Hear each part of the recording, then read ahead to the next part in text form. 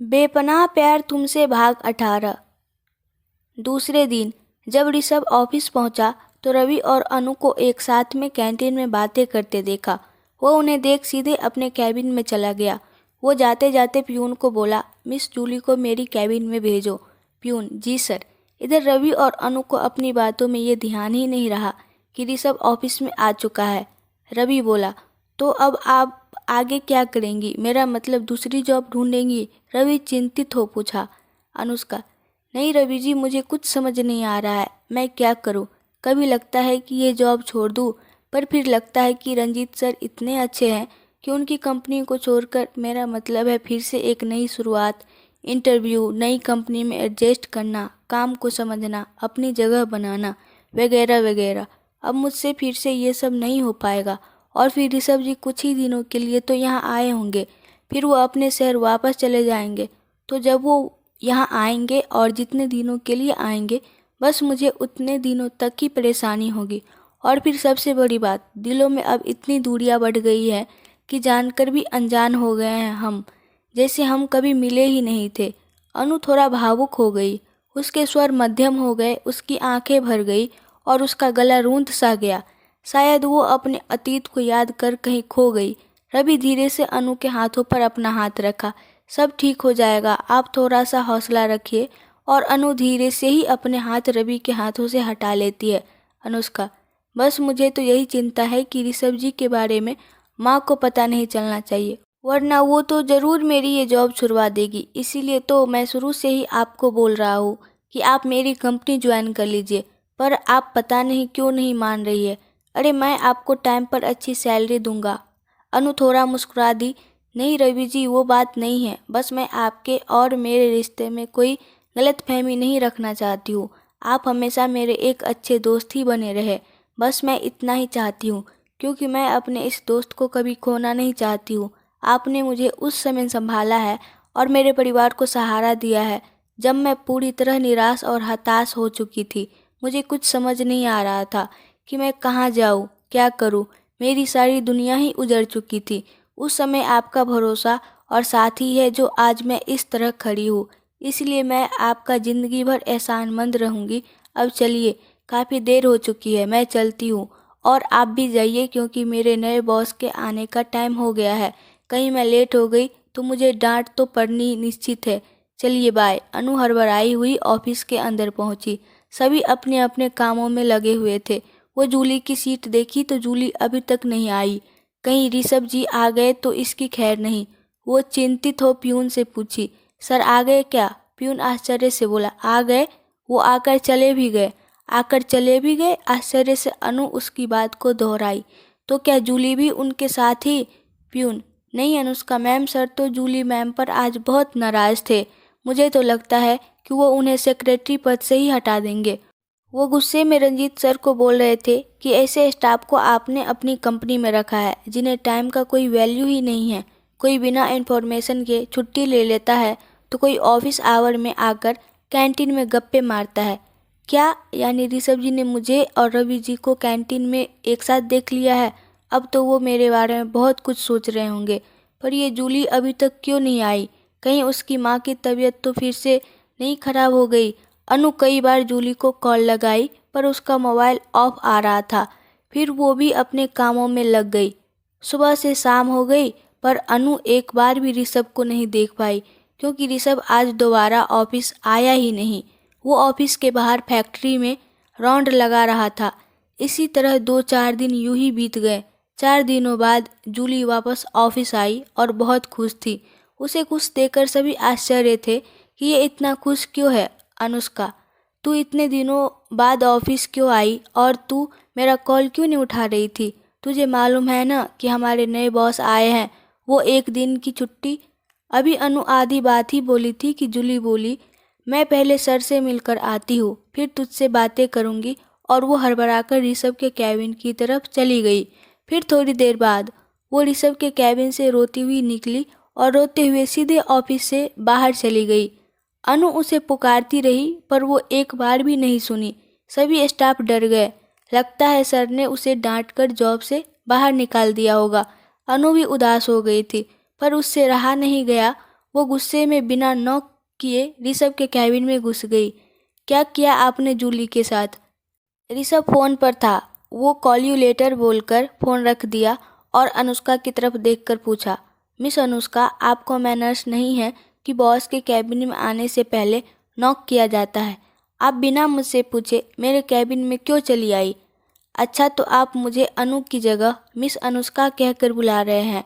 इतना बेगाना कर दिया आपने मुझे। अनु अपने मन ही मन सोची।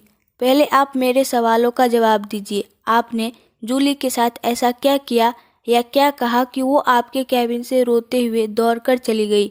ऋषभ बोला, माइंड योर ऑन बिजनेस। ये मेरे और उसके बीच की बात है। वो मेरी सेक्रेटरी है। मैं जो चाहूँ। इससे पहले कि ऋषभ कुछ बोलता, अनु गुस्से में ही बोल पड़ी, हाँ इसलिए तो क्योंकि वो आज आपकी सेक्रेटरी है और शायद बदकिस्मती से मैं भी कल आपकी सेक्रेटरी रह चुकी हूँ। अनु ने बहुत बड़ी बात कह दी जो ऋषभ के दिल को चुभ गई। ऋषभ उसे देखते ही रह गया। यानी तुम मेरे कैरेक्टर पर शक कर रही हो? तुम्हारे मन में ये बातें आई भी कैसे? शायद तुम्हारी नफरत इतनी बढ़ गई है कि तुम मुझे इतना नीचे गिरा दी। ऋषभ मन ही मन सोचा।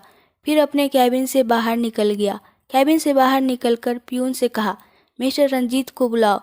जी सर। ये बोलकर वो रंजीत सर को बुलाने चला गया। मिस्टर रंजीत हड़बड़ाए हुए आए। हाँ ऋषभ जी, कुछ हुआ है क्या? वो अनु को देखकर पूछे। ऋषभ बोले, आपके ऑफिस के स्टाफ में शायद मैनर्स की कमी है। क्या हुआ पहले आप बताइए तो, डर से रंजीत सर पूछे। बिना नॉक किए कोई भी मेरी कैबिन में मुंह उठाकर चला आता है, मुझसे सवाल जवाब करता है, ऑफिस आवर में अपने बॉयफ्रेंड के साथ गप्पे मारता है। क्या यही डिसिप्लिन है इस ऑफिस का? मैंने आपसे पहले दिन ही कहा था कि मुझे इस ऑफिस में डिसिप्लिन और पंक्चुअल आदमी ही चाहिए, वरना बाहर का दरवाज़ा खुला है, वो अपनी सैलरी ले और निकल जाए। रंजीत सर बोले, क्या हुआ ऋषभ जी? क्या अनुष्का मैम से कुछ गलती हुई है? देखिए, अगर मेरे स्टाफ से कोई गलती हुई है तो मैं आपसे हाथ जोड़कर माफ़ी मांगता हूँ। अनुष्का को अच्छा नहीं लगा। वो तुरंत बोली, नहीं सर, गलती मुझसे हुई है, मैं माफ़ी मांगती हूँ। वो ऋषभ की तरफ नज़रें झुकाकर बोली, आई एम सॉरी सर, आइंदा नॉक करके ही आपके कैबिन में आऊँगी और कोशिश करूँगी कि आपको मेरे कारण दोबारा कोई शिकायत का मौका ना मिले। ऋषभ, आइंदा आपको ऐसी गलती करने का मौका ही नहीं मिलेगा मिस अनुष्का, क्योंकि आज से आप इस ऑफिस में काम नहीं करेंगी।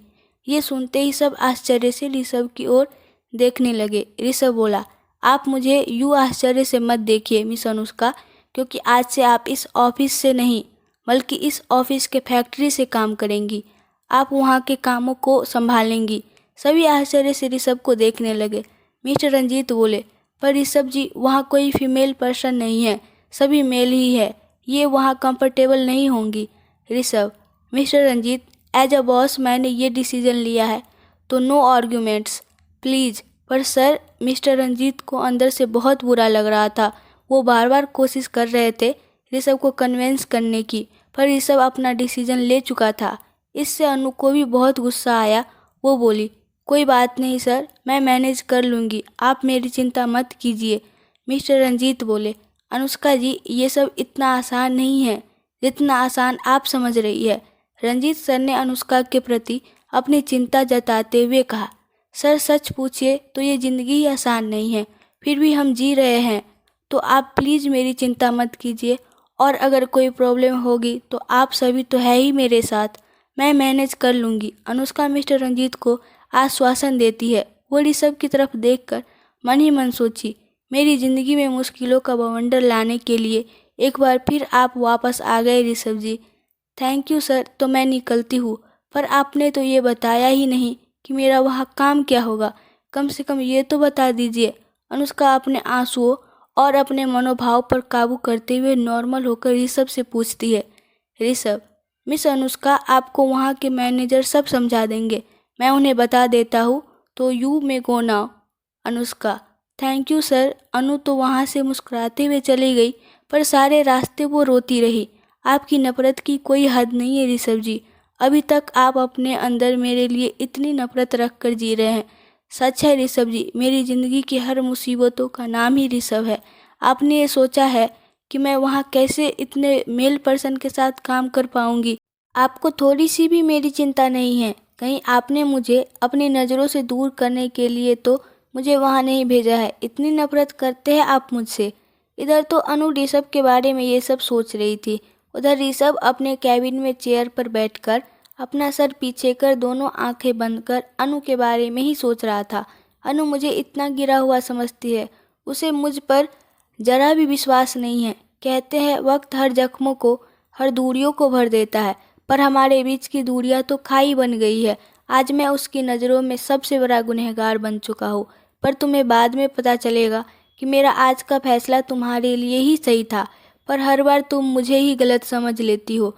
मुझे आज भी अपनी शादी की वो रात याद है जब मैं चिल्ला चिल्ला कर तुमसे बोल रहा था कि मैंने कुछ नहीं किया है, पर तुम्हारी आंखों में तो मेरे लिए विश्वास ही नहीं था। तुम तो कुछ बोली ही नहीं। मैं घुटनों के बल गिरकर तुम्हें अपनी बेगुनाही बता रहा था, पर तुम तो बूत बनकर खड़ी रही। एक बार भी नहीं कहा कि तुम्हें मुझ पर विश्वास है। तुम जानती हो मैं तुम्हें ख्वाब में भी तकलीफ नहीं दे सकता। फिर तुमने मुझ पर से अपना विश्वास क्यों खो दिया? जब रिश्तों में विश्वास ही नहीं तो मरे हुए रिश्तों का क्या अफसोस। हाँ, आज मुझे तुम्हारे होने या ना होने से कोई फ़र्क नहीं पड़ता है। मैं इसी तरह खुश हूँ और तुम्हें देखकर लगता है तुम अपनी लाइफ में आगे बढ़ गई हो, तभी तो खुश हो। पर काश मैं भी खुश हो पाता। दर्द सीने में आज भी रहता है और दिल हर वक्त अपने आप से हजारों सवाल जवाब पूछता है। एक अफसोस दिल को कचोटता रहता है, दिल के हर एक कोनों में सूलों की तरह चुभते रहता है। काश कि तुम मेरे दिल की हालत समझ सकती। अनु फैक्ट्री में पहुंच गई तो वहां के मैनेजर ने उन्हें ऋषभ के कहे अनुसार वहां का सारा काम भी समझा दिया। मैनेजर भी थोड़ी देर के लिए परेशान था कि आखिर सर ने एक औरत को इतनी बड़ी फैक्ट्री में क्यों भेजा है, जबकि वो जानते हैं कि यहाँ एक अकेली औरत को रहना सही नहीं है। पर फिर भी उन्होंने बॉस के फैसले पर सवाल जवाब करना सही नहीं समझा। अनु को वहाँ लेबलिंग और पैकिंग का सारा काम देखना था, पर वो वहाँ सच में कंफर्टेबल नहीं थी। सारे वर्कर्स उसे ऐसे घूर घूर कर देख रहे थे और आपस में मुस्कुरा रहे थे कि मानो फैक्ट्री में कुछ अजूबा चीज़ आ गया हो। अंदर से तो अनुष्का बहुत डरी हुई थी, पर दिखा ऐसे रही थी जैसे वो वहाँ नॉर्मल है। उसे ज़्यादा किसी से कुछ पूछने में भी डर लग रहा था। कोई उसे कामुक दृष्टि से ऊपर से नीचे तक देखता तो कोई उसकी खिल्ली उड़ाता। अनुष्का सबकी नज़रों को देखती तो खुद ब खुद अपने आप में शर्मा जाती। मैं यहाँ कैसे काम करूँगी, मुझे तो कुछ समझ ही नहीं आ रहा है। ऋषभ जी, आप मुझसे किस बात का बदला ले रहे हैं? इतना संगदिल कैसे बन गए आप? अनु एक जगह बैठकर अपने मुंह को दबाकर खूब रोने लगी। इधर मिस्टर रंजीत अनु को लेकर बहुत परेशान थे। वो ऋषभ से बात करना चाह रहे थे पर बोल ही नहीं पा रहे थे। उनकी बेचैनी और घबराहट देखकर ऋषभ ही पूछा, मिस्टर रंजीत, जो बात मन में है पूछ लीजिए, वरना आपका ध्यान काम पर नहीं लगेगा। रंजीत सर। हाँ ऋषभ जी, मैं अनुष्का जी की सेफ्टी को लेकर बहुत परेशान हूँ। आपने उन्हें वहाँ क्यों भेजा? एक अकेली औरत को देखकर इतने सारे पुरुष, आप समझ रहे हैं ना कि मैं क्या बोलना चाह रहा हूँ? वो वहाँ कंफर्टेबल नहीं है। प्लीज़ आप अपना फैसला बदल दीजिए और उन्हें वापस ऑफिस में ही बुला लीजिए। ऋषभ जी, यहाँ तो लोग शादीशुदा औरतों पर भी बुरी नज़र डालने से बाज नहीं आते, फिर वो तो अभी तक अनमैरिड है। ये सुनते ही ऋषभ की उंगलियाँ लैपटॉप पर रुक गई। वो मिस्टर रंजीत की तरफ देखने लगे, फिर वापस लैपटॉप पर काम करते करते पूछे, तो आपके फास्ट फ्रेंड ने अभी तक उन्हें शादी के लिए प्रपोज नहीं किया है? जी नहीं, माना कि वो दोनों एक दूसरे को पसंद करते हैं, पर पता नहीं, शादी के बारे में तो रवि ने मुझे अभी तक कुछ नहीं बताया है। पर जिस तरह वो अनुष्का जी की केयर करता है, उसके बारे में सोचता है, मुझे लगता है वो उनसे बहुत प्यार करता है। पर शायद अनुष्का जी को देखकर ये नहीं लगता है कि जैसे वो रवि को चाहती है। पता नहीं सर, पर मुझे ऐसा लगता है जैसे कि वो बहुत टेंशन में रहती है, पर किसी से कुछ नहीं बोलती है। एक मिस जूली ही है जिसके साथ वो थोड़ा हंसती बोलती है। मिस्टर रंजीत अपनी धुन में बातें करते जा रहे थे और ऋषभ अपने कामों में लगा रहा। तभी ऋषभ ने अनु को कॉल लगाया। Hello miss Anushka, I hope आपको वहाँ का काम समझ आ गया होगा। रंजीत जी अचानक से चौंक गए। अनुष्का बोली, जी सर, मैं पूरी तरह कोशिश कर रही हूँ। ऋषभ, मिस अनुष्का, मुझे कोशिश नहीं परफेक्ट रिजल्ट चाहिए। और एक ज़रूरी बात, आपके वर्क का टाइम 10 से 5 रहेगा, पर 5 से 7 आप पूरे दिन की वर्क डिटेल्स मुझसे डिस्कस करेंगी। इसके लिए आपको अलग से सैलरी दी जाएगी। आई होप आपको कोई प्रॉब्लम नहीं होगी। मुझे वहाँ के सारे वर्कर्स की वर्क रिपोर्ट भी आप रोज़ सबमिट करेंगी।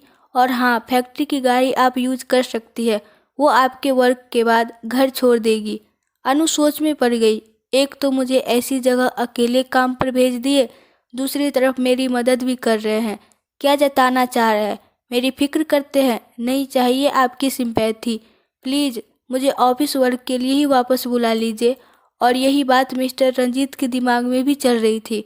एक तरफ तो उनके लिए परेशानी खड़ी कर रहे हैं, दूसरी तरफ उनकी मदद भी कर रहे हैं। क्या है आप? ऋषभ बोले।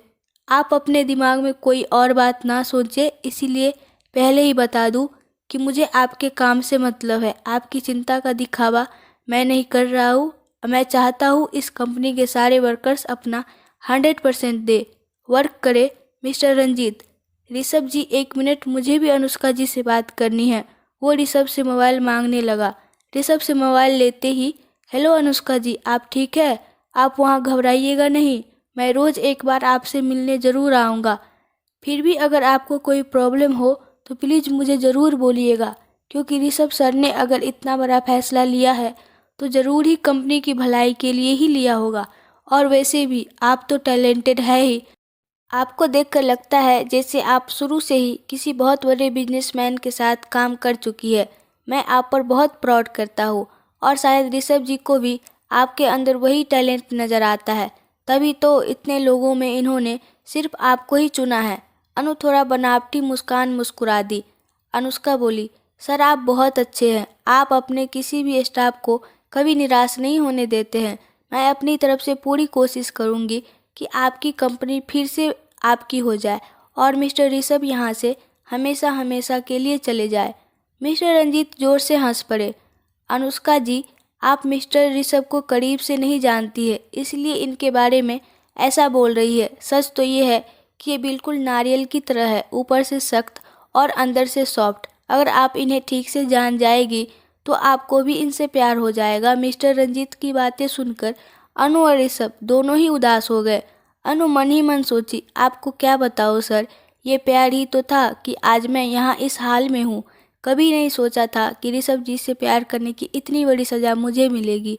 अनु बोली, सर कभी कभी सामने वाला जो होता है वो दिखता नहीं है, और जो दिखता है वो होता नहीं है। इसलिए कभी किसी के बारे में जल्दी से कोई राय नहीं बनानी चाहिए। फिर भी सर, मैं पूरी कोशिश करूँगी कि आपको मेरी कारण मिस्टर ऋषभ के सामने हाथ न जोड़ना पड़े। मिस्टर रंजीत बोले, अनुष्का जी आप ये क्या बोल रही है? मैं आपको पिछले 4 सालों से जान रहा हूँ। मैं आपकी बहुत इज्जत करता हूँ। थैंक यू सर, ये तो बस आपका बड़प्पन है। हाँ सर, वो जूली से मेरी बात नहीं हो पा रही है। अगर आपकी होगी तो प्लीज़ बोलिएगा वो मुझे कॉल करे। ठीक है, टेक केयर और आपके हर काम के लिए good wishes. Thank you so much sir. और कॉल कट जाता है। तभी वहाँ रवि आता है। हेलो एवरीबॉडी, कैसे हैं आप लोग? फिर रवि दोनों के चेहरे को देखकर बोला, क्या बात है, कुछ हुआ है क्या? आप दोनों इतने सीरियस क्यों है? और बाय द वे, इस ऑफिस की जान मिस जूली कहाँ है? वो छुट्टी पर है क्या? और अनुष्का जी भी नहीं है। दोनों रवि को ही देखने लगे। रवि बोला, मेरा मतलब वो भी अपनी सीट पर नहीं थी। मैंने आते वक्त देखा था। क्या वो भी छुट्टी पर है? ऋषभ बोला, ठीक है मिस्टर रंजीत, मैं मिस्टर पॉल के साथ मीटिंग के लिए निकलता हूँ, आप लोग बातें कीजिए। ऋषभ जाने लगा। तभी रवि ने पीछे से टोकते हुए कहा, 1 मिनट ऋषभ, तू मेरे यहाँ आने से खुश नहीं है क्या? जो मैं आया और तू जा रहा है, तू कुछ ज़्यादा ही बदल गया है। अगर कुछ प्रॉब्लम है तो तू मुझे बता सकता है। रवि को बुरा लगा और उसने ऋषभ को बोल दिया, ऋषभ, अरे नहीं नहीं, मैं सच में अभी एक मीटिंग के लिए निकल रहा हूँ। तू चाहे तो मिस्टर रंजीत से इस बारे में पूछ सकता है। तुम लोग बातें करो, मैं निकलता हूँ, बाय। ऋषभ के जाते ही रवि पूछा, अब तू बताएगा क्या बात है? देख, अब तू ये मत बोलना कि कुछ नहीं, क्योंकि कुछ तो ज़रूर है। मिस्टर रंजीत, हाँ यार, वो सर ने अनुष्का जी को फैक्ट्री में भेज दिया है, बस इसी बात की टेंशन है। पर वहाँ क्यों? तुमने मना क्यों नहीं किया? तू उन्हें वापस ऑफिस में बुला ले। मैं भी यही चाहता हूँ। पर नहीं कर सकता क्योंकि ऋषभ जी ने फाइनल डिसीजन ले लिया है। ठीक है, तो अब वो तेरी कंपनी में काम ही नहीं करेगी। मैं अभी उनके पास जाता हूँ और उन्हें ये जॉब छोड़ने के लिए बोलता हूँ। मैंने तेरी ऑफिस में उन्हें जॉब क्यों दिलवाई थी? ताकि वो यहाँ सेफ रहेंगी, पर जब वो यहाँ सेफ ही नहीं है तो फिर क्या फ़ायदा इस जॉब का? गुस्से में रवि वहाँ से उठकर चला गया। थोड़ी देर बाद वो फैक्ट्री पहुंचा। वो चारों तरफ बेचैन सा अनु को खोजने लगा। अनु एक शिफ्ट की सारी रिपोर्ट बना रही थी और वीडियो कॉल पर ऋषभ को उसकी जानकारी दे रही थी। शाम के 6 बज चुके थे। अचानक रवि अनुष्का के पास आ गया और वो उसका हाथ पकड़कर बोला, चलिए उठिए यहाँ से। अब ये जॉब आपको करने की कोई ज़रूरत नहीं है। आप ये जॉब नहीं करेंगी। अब मैं आपकी कोई बात नहीं सुनूंगा। आप मेरे ऑफिस में मेरे साथ काम करेंगी। शायद रवि को ये मालूम नहीं था कि अनु वीडियो कॉल पर थी और ऋषभ उन दोनों को देख रहा था। और ऋषभ को कहीं न कहीं ये सब देखकर थोड़ा तकलीफ तो ज़रूर हुआ और वो गुस्से में कॉल काटकर लैपटॉप बंद करके रख दिया। अगर आपको इस कहानी के आगे का पार्ट देखना है तो कमेंट में बताएं और प्लीज़ आप लोग मेरे चैनल को सब्सक्राइब कर दो। Thank you.